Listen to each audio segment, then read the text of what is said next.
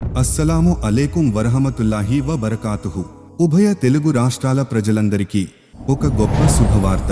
పూర్తి ఖురాన్ మొట్టమొదటిసారిగా అరబీ ఉచ్చారణతో పాటు తెలుగు అనువాదం విత్ టెక్స్ట్ మీ ముందు లభ్యం కానున్నది సత్యమార్గం యూట్యూబ్ ఛానల్లో.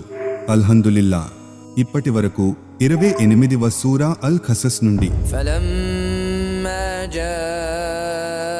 మూసా ఆయన వద్దకు వచ్చినప్పుడు తన వృత్తాంతమంతా వివరించాడు.